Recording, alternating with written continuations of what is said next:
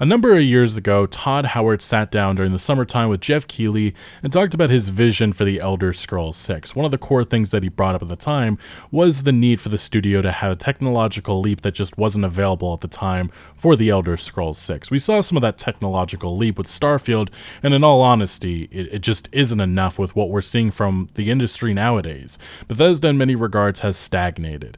The user reception with Starfield is a great indication of the dissatisfaction that many feel with modern-day Bethesda game studios, and also the feeling that we just keep on having releases that are a little bit like Skyrim. It's just Skyrim in many ways, the success of it, that's awesome, great success for Bethesda, they keep remaking it and such, that's always the funny story we talk about, but Bethesda keeps trying to duplicate that success, and they haven't really evolved their game formula, even their engine hasn't really evolved that much, and that has been to the ire of a lot of the gaming community. While we see other developers doing laps around them, there just seems to be a lot of excuses for Bethesda, their style of an RPG, which at this point feels ancient, and the blame is largely on Todd Howard and his design philosophy. He is the main guy at Bethesda, and he is getting the blunt of the blame. But also, I think the big problem with Todd Howard is all the yes men around him, and I think that indication came very clearly the last couple of months, especially after Shattered Space, which was a god-awful DLC expansion, and one of the lead design directors, Emil Pagliarulo, he went on the defensive for Bethesda and was just trying to argue that this game's not everybody's cup of tea, but I just feel like that dismisses a lot of the complaints that people have had about Starfield and Bethesda for the longest time. And I think a lot of what we've seen from Bethesda and some of the top brass the last couple of years is just a lot of those defensive comments and not really taking accountability for how they have stagnated in terms of their quality. So we've seen Todd Howard, he's talked about some of their ambition with the Elder Scrolls 6. This is a great example of it. He talked about this last year, saying that he wants it to be the ultimate fantasy world simulator. And I think people just really want there to be a proper evolution, because if this is just more Skyrim, I think there's going to be immense disappointment. People want to see an evolution of what Bethesda has been, and the Elder Scrolls 6, the gap between Skyrim to that game is going to be about 15 or so years. This needs to be something that is grand. It needs to be monumental. And in this current form, especially with what we've seen Bethesda producing the last couple of years, there's just no indication that they can deliver that anymore. Now, we've also seen Todd Howard, again, this is what I mean. We just hear a lot of excuses and a lot of defensive comments. He talked about this earlier this year. It was a couple of months ago, around the time Shattered Space released. He said that their games are irresponsibly large. We cut very little from our games, which in hindsight, that's just not exactly something that is great to hear, especially because it feels like almost quantity over quality, and that really was a core tenet with, Starfield's design. 1,000 planets. You can go everywhere, pretty much. Except the problem is that a lot of the quality content is so far apart that it just creates an experience that isn't cohesive enough. Pretty much a lot of the mistakes that they made with Fallout 4 with Radiant quests, they just brought it into a bigger scale with Starfield. Now, earlier on in the year, when Starfield's reception started to turn a little bit more sour, I do think it has turned a lot more sour because of games like Baldur's Gate 3 and Cyberpunk 2077 Phantom Liberty, experiences that have released right alongside some of these expansions and Starfield's base game experience, and just put Bethesda in a negative light. So like I said, the competition, when you have other RPGs, role-playing experiences that, look so much better and they play so much better, people are going to compare. They're going to make notes about Bethesda up against that competition. But Todd Howard in May said this: he reckons he knows why Starfield was so divisive. It was too different than you've seen from us in past. And again, these are the defensive, twisting. We've seen this the last couple of years. It's not even just Starfield. Fallout 76, a lot of the mistakes that they made with that game, Todd Howard and his top brass at Bethesda put a lot of the blame on just the bugs, but it was the design philosophy day one that a lot of people took issue with. Obviously, Fallout 76 has turned it around, but you still can't rewrite how the game began. But Howard said about Starfield, this was in May, on the Kind of Funny podcast, we see a lot of players saying, this is why I want out of a Bethesda game, which is to explore a world in a certain way, and Starfield didn't give me that. I prefer the way it's done in Fallout or Elder Scrolls, and although Howard thinks that's perfectly understandable, he says it's just not the experience Starfield sets out to provide. But the problem is that Starfield in many regards is just grabbing a lot of the gameplay elements from Elder Scrolls and Fallout and bringing it into this new franchise, and it just does not work. And I think that's a big complaint that a lot of people have been bringing up, and Todd Howard just doesn't at all acknowledge any of this, and all of Bethesda has not acknowledged this. He says, I do think for us, particularly me, going into a science fiction game, I want to be able to land on all the planets. I want the game to say yes to us, knowing that the content is going to be different than you've seen from us in the past. And then even more recently, after Shattered Space, we got an explanation through Phil Spencer about how Todd Howard felt about the reception towards Shattered Space. Again, a universally hated DLC expansion, probably some of the worst content that Bethesda has ever put out.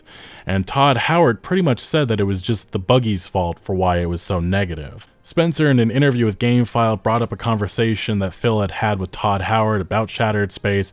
Todd and I were talking about Shattered Space. Starfield is a game I put a ton of hours into, blah, blah, blah, blah, blah. And he goes on to mention about Howard.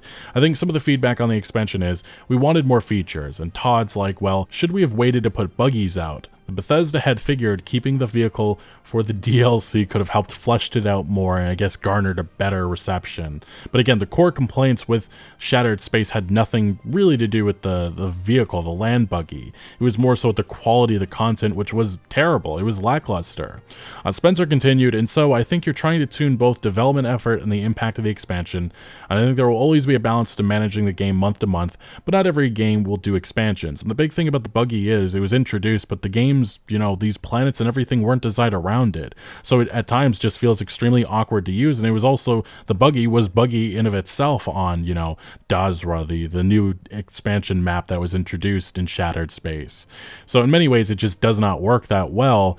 There's just so many issues with the things that Todd Howard has brought up and the excuses that they've had for, why the reception with Starfield and its expansion has been negative. And he is not alone with this. We've seen Emil Pagliarulo, the design director at Bethesda, pretty much saying the same thing. That's why I'm saying there's a lot of yes men around Todd. It might not be everyone's cup of tea, but what is? Emil said in this interview that was done around the time Shattered Space released that Bethesda was proud of Starfield. They also said Shattered Space, again, was something that they were extremely proud of, and they considered themselves as one of the best DLC makers in this industry, and maybe that was true 10 or so years ago, but again, other developers have done laps around them, especially CD Projekt Red. But I guess one big thing that irks me about modern day Bethesda is how reliant they just are on Todd Howard. He is viewed as the god, the guy that calls all of the shots. And I think it does raise the question, can Bethesda exist without Todd Howard? And I think the answer is a resounding yes.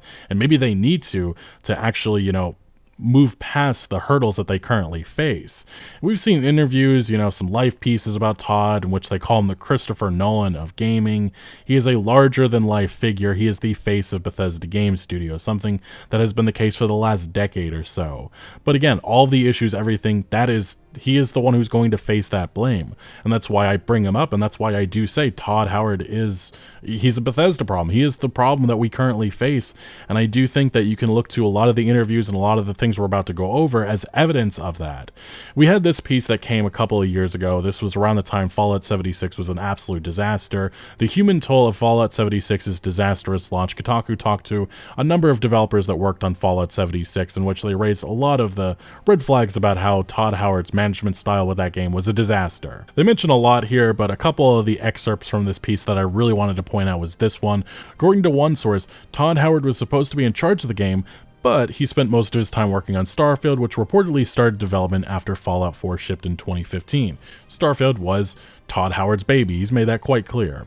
One source told Kotaku that his subordinates would call it seagulling when he would fly by later and shit all over an idea that had popular traction within the design team. Another source felt that Howard was a decent executive producer, albeit one with a bigger is better design philosophy, and we've seen how that, has hurt Bethesda in recent years. Another excerpt talking about his management style, the more single-player focused main studio at Rockville, which Todd oversees, was the most favored, most profitable studio within the ZeniMax portfolio, and developers from Austin felt resentful that the main studio seemed to undervalue the multiplayer expertise that they'd built on projects like Battlecry, canceled online action game. The friction between Maryland and the other studios is very real. This is what this report brought up at the time. One of the major criticisms of 76 was that it launched with no NPCs to interact with. Though there were some senior level concerns about technical challenges, almost none of the Bethesda designers wanted the game to launch without NPCs. Executive producer Todd Howard was not willing to budge all the way up till launch, and obviously the feedback that he got from players, which was just obvious, but people wanted a Fallout experience in their Fallout game. And yes, that involves human NPCs. But again, it is Todd's way or the highway, it seems. And just to understand how involved Todd Howard is in everything that Bethesda does, former Elder Scrolls dev, this was one of the lead developers on Skyrim, said Todd Howard would sometimes work on 24 projects at once and is the face of Bethesda partly because he's incredibly photogenic, which I truly do believe.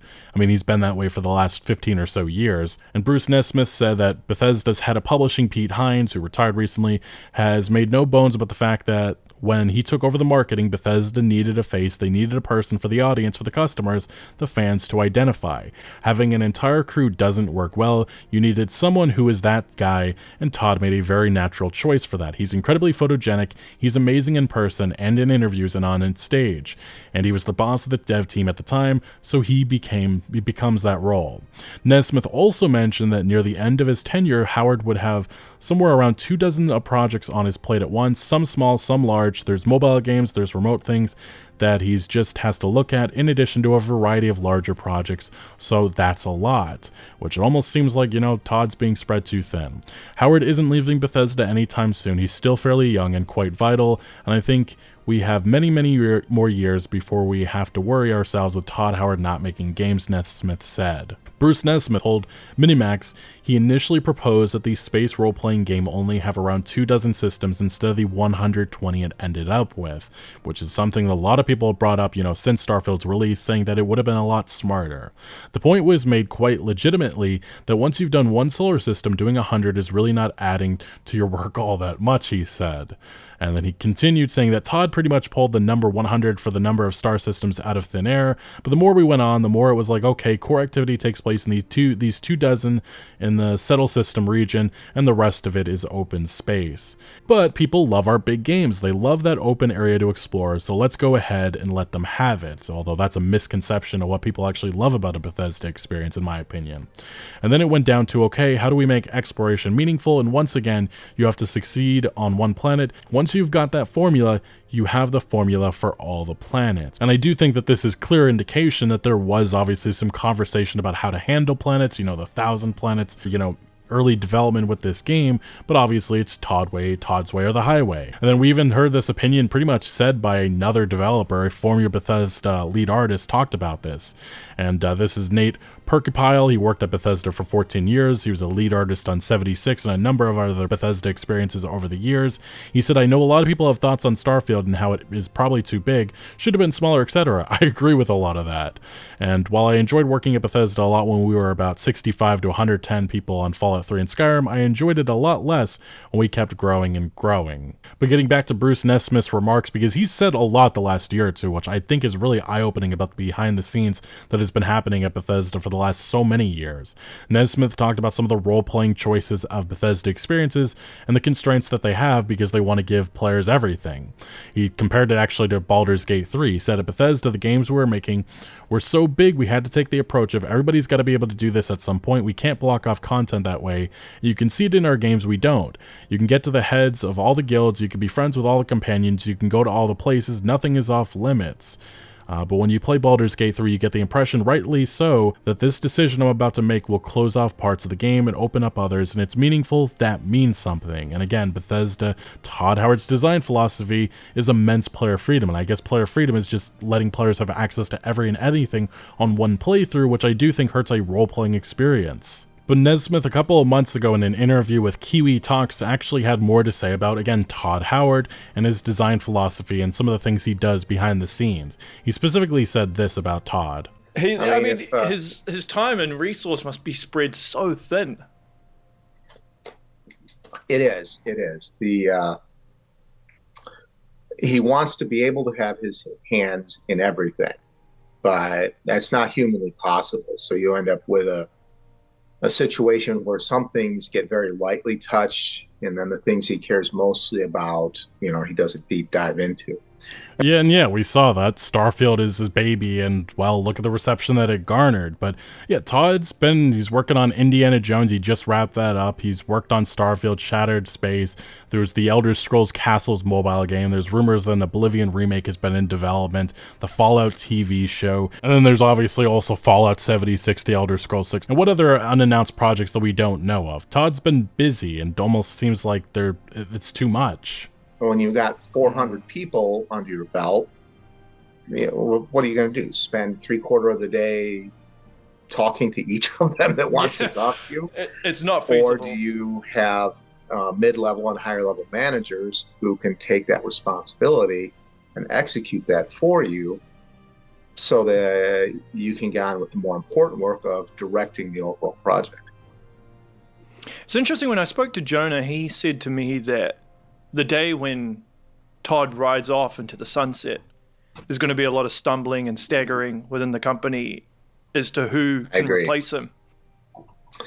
Well, he's struggled throughout his entire career in this letting go process. I mean, if what I said earlier is he had a light touch on everything and then deep dives into things he wanted, that's a light touch literally on everything. Which means that one of the issues that the studio struggled with occasionally was, well, we can't move forward because Todd hasn't had a chance to look at it. That's just insane to me. It truly is. A studio with 400 to 500 developers, and they're all just reliant on Todd Howard. And it hasn't always been that way. I understand the comparisons you're going to have, like Kojima and some of the other auteurs in the video game industry, but I feel like Bethesda is a little bit different. There was a time before Todd. He isn't like the go-to guy at this company. I feel like he shouldn't be, but maybe he is. Now, obviously, this wasn't something that was, completely a blocker, because the games got produced on time. Yeah. Which is not a common thing to happen in the industry, to have it done excellently and have it done on time. But it does mean that when he leaves, they're going to feel it. But I could also name you a half a dozen other people that when they leave, the company's going to feel it. Maybe not to the level of Todd, but they're going to feel it. And just to continue on all of this, here's another example of it. Again, another interview with Nesmith. Skyrim's retired lead designer says anything other than the Bethesda usual has to be approved by Todd Howard. He doesn't believe it's true, but unfortunately, it's true. Specifically, Nesmith said, all decisions run through Todd. Todd would hate for me saying that, because he doesn't believe it's true, but unfortunately, it's true. If you want to have anything different other than the Bethesda usual on some particular aspect, or you have something else you want to propose, it's somehow got to get in front of him. Again, 400 to 500 developers. It will give him credit. He has tried really, really hard not to be the last say guy, but it hasn't worked out that way. That's not something he wants intellectually. I think it ends up being that way because he's somebody who has opinions and whose opinions are valuable. Again, he is Bethesda Todd. Howard has an attribute that none of the rest of us did. He has always put himself into the seat of our everyday player. He always was able to see it from Joe Average player's perspective. I just don't believe that anymore. I mean, maybe that was the case 10 or so years ago, but I think we're living in the past at this point. Again, you get this. Look at that. 33% positive reviews. 30% overall, 3,000 reviews with a Shattered Space expansion that most people ignored. There was a dissatisfaction. If Todd was able to put his, shoes in everybody, the average gamer, he would understand that this expansion was not going to go over well. But we have heard, the counter in all these interviews that, Bethesda's actually proud of what they did here. And I just take considerable issue with that. And it's massive red flags going off, especially with the Elder Scrolls 6 looming. People need to start having these conversations, and there needs to be accountability. We're just not seeing that at all. And Nesmith did tell MinMax that Bethesda's growth in the COVID pandemic really revealed the weaknesses of its Howard-centric decision-making. You think you didn't get to interact with Todd as much anymore. Said Nesmith of Bethesda's recent history. When you're running 6 different studios and if you got a dozen projects, although usually only one really big one going on at the time, he's only one man. He doesn't have the face time to do that anymore. And then he brought up an excerpt of another developer and just a very interesting thing about Todd Howard and his management style. Something I think about a lot is the oral history of Morrowind over Polygon, in which concept artist and writer and the guy behind the wonderful 36 Lessons of Vivek, Michael Kirkbride, Kirkbride tells a story about getting weird ideas past Howard. Kirkbride wanted to fill Morrowind with strange monsters, but knew anything too out there would scare off his boss, so what he did was draw 2 versions of every monster, the one that was weird and the one that was fucking crazy. He'd show Howard the second one, get rejected, and then come back with the first, which would invariably be accepted into the game simply because it seems so much more normal by comparison, which is just a truly insane thing. And PC Gamer makes probably the right assessment that probably wouldn't get by Todd anymore, or they wouldn't probably. But just very interesting history lesson with how Howard used to go about things, and I guess how people used to get things past Howard. And I do kind of love this comment. It was about a year ago, but I do kind of feel like it's a little bit accurate. This is invariably what happens given enough time. Howard has been rewarded for progressively stripping away complexity from the series he touches, and it's made him a monolith, especially within Bethesda. Starfield is one of the blandest, safest space games I've ever played. It's the natural progression from the Tolkienization of the Elder Scrolls, starting with Oblivion, to the oversimplification of dialogue in Fallout 4. How I wish Kirkbride stayed with Bethesda.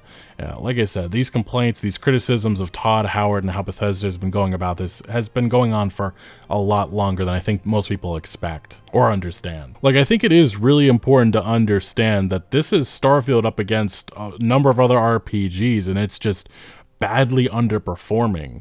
And again, I just think this says a lot about Bethesda's current design philosophy and the holes and the issues with it. I mean, like, look, Fallout 4, 12,000 players, Skyrim, 22,000, and Starfield's barely got about 4 or so thousand. And this is only a couple of months after their big new expansion, and it just fell flat. And then obviously against some of the biggest RPGs in recent years. This is what I mean about other developers doing laps around Bethesda.